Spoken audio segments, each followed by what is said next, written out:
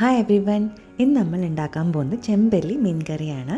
അപ്പോൾ ഇതിനായിട്ട് എണ്ണ ചൂടാക്കി അതിലേക്ക് ഒരു സവാള ചെറുതായി അരിഞ്ഞ് വഴറ്റിയെടുക്കുന്നുണ്ട്.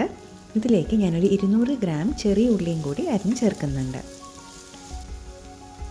ഇതിലേക്ക് നമുക്ക് ഒരു വെളുത്തുള്ളിയും ഒരു ഇഞ്ച് ഇഞ്ചിയും ഒരു 2 പച്ചമുളകും കൂടി ചേർത്ത് കൊടുക്കാം.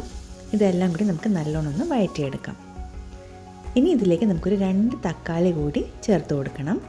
ആവശ്യത്തിന് ഉപ്പും കൂടി ചേർത്ത് ഇത് അടച്ച് വെച്ച് കുറച്ച് നേരം വേവിക്കാം.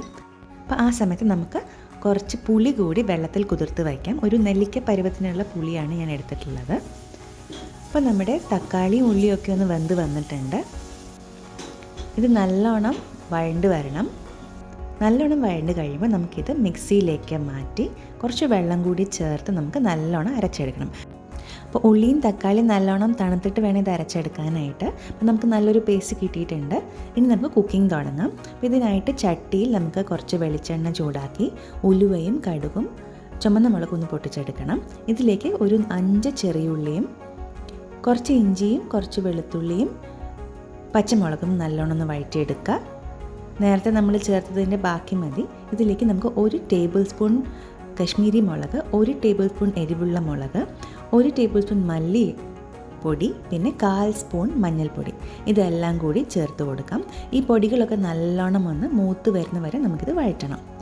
ഇനി ഇതിലേക്ക് നേരത്തെ അരച്ച് വെച്ച തക്കാളിയും ഉള്ളിയും പേസ്റ്റ് ചേർത്ത് കൊടുക്കുക. പിന്നെ പുളിവെള്ളവും ചേർത്ത് കൊടുക്കുക. അപ്പം നല്ല തിക്കായിട്ടുള്ള ഒരു ഗ്രേവി കിട്ടിയിട്ടുണ്ട്.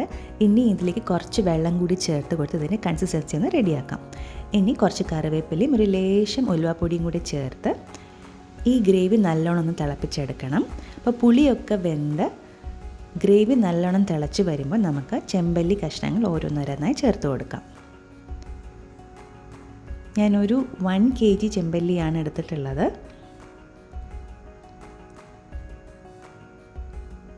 ഇനി ഇത് കഷ്ണങ്ങളൊന്നും അടയാത്ത രീതിയിൽ ഒന്ന് മിക്സ് ചെയ്തിട്ട് അടച്ച് വെച്ച് വേവിക്കാം.